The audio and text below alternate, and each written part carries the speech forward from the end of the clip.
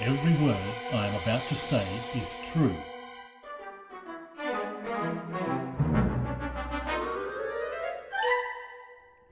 During the year 1879, I was employed as a miner, some miles distant from Hexham Swamps in the Hunter Valley in the colony of New South Wales.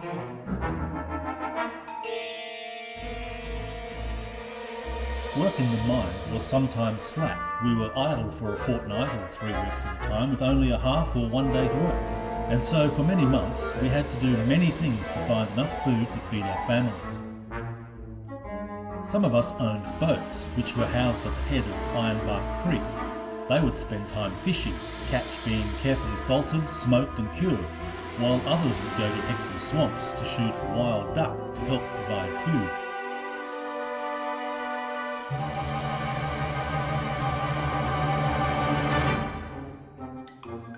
One evening, 3 men, Sam Milgate, Bill Wallace and Billy Parks, were hidden, waiting during the afternoon until about 8:30 p.m. But as no ducks happened along, they were preparing to return to their homes.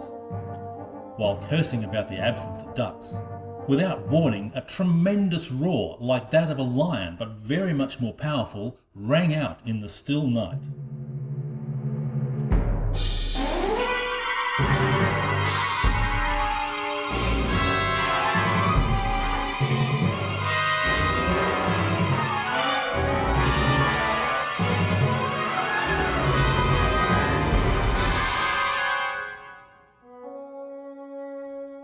They looked in the direction from where the sound came.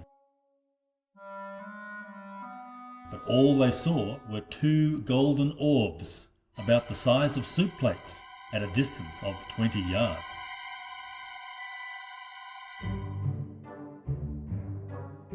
The loudness of that roar and the sight of those golden orbs entirely took their speech and the power of their arms away. They looked at each other blankly, quite unable to utter a word or to lift their guns to their shoulders and fire. They walked to their homes without exchanging a word. Some days later they met at the pit top on their way to work. The men glared at each other for nearly a minute without speaking. Then Wallace was heard to say, "My God, Sam, what was it?" Sam replied, "I don't know. I wouldn't take £100 and go there again."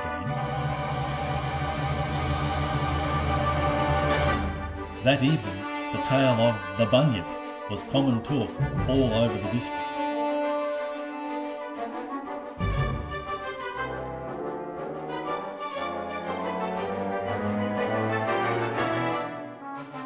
Many search parties were formed, some of which never reached the swamp. Others returned with very exaggerated accounts of their experiences and bravery. Others again were unable to hear the slightest sound on their visit to the swamp.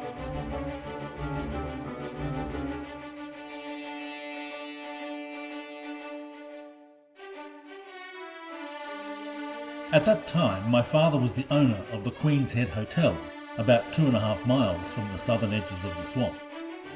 One night, a party of 8 friends and I were seated in one of the rooms, emphasising our arguments with several rounds of drinks, and decided that the Bunyip, or whatever it was, must be caught, dead or alive.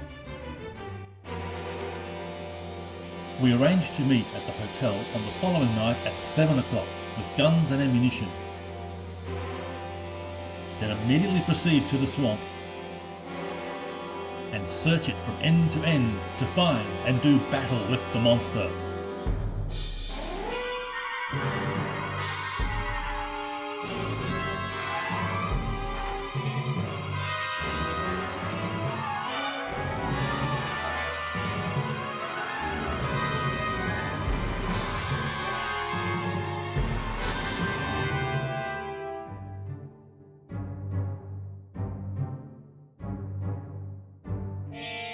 At 7 o'clock the following evening, 2 only, Tom and Bill Scott, arrived with a horse, spring cart, 2 dogs, and a muzzle-loading gun. We decided to move forward in open order at intervals of 12 paces, taking a northerly direction.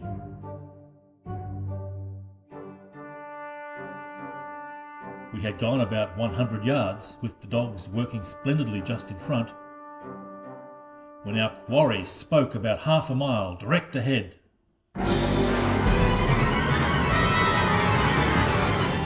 What a roar! It resembled that of a lion, but the tone was half as loud again, and at that distance made the still air vibrate around us. I should say it could be heard fully 2 miles away. We all came to a halt, and I can assure you that for half a minute I wished that I had not been one of the party.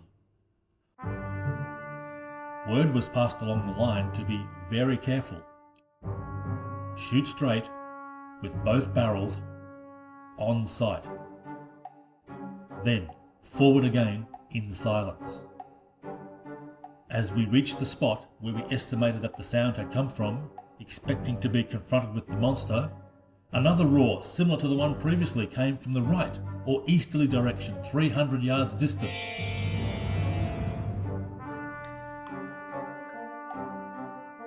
So we altered our course and made towards a clump of oak trees on slightly rising ground.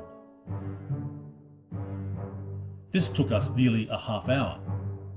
While we were passing through the trees, all alert, a bit excited, but prepared to fight to the last man, a loud screech was heard come yards in front.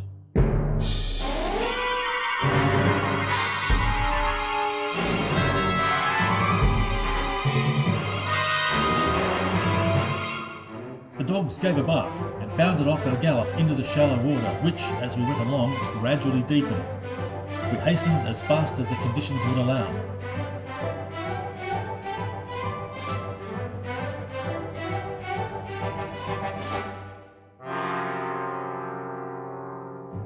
Then the dogs suddenly returned to us, looking backwards with their tails down and giving vent to low, angry growls as though afraid of something.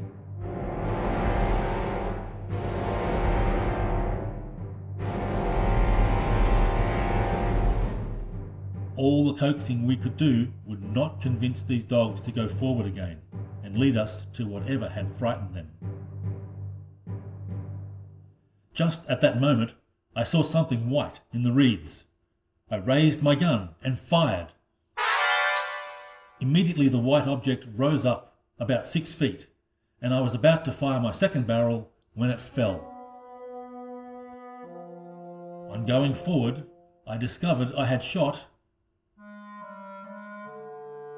a large pelican, which we later took home, where the skin served as a bedside mat for many years. We pushed forward for some distance.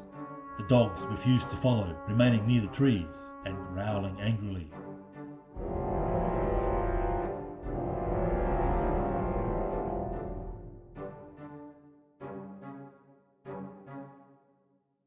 As the water was then waist deep, and it being 11 p.m. and finding nothing, we made back to the horse and cart, and then home.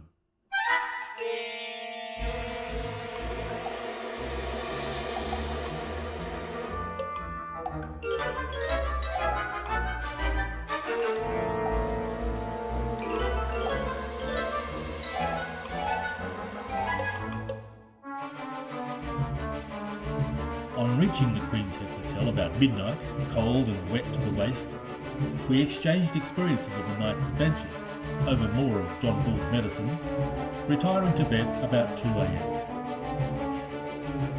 Although it may appear strange, but after that night, the Bunyip, or whatever it may have been, was not seen or heard again on Hexham Swamps up to the time of my leaving the district 10 years later.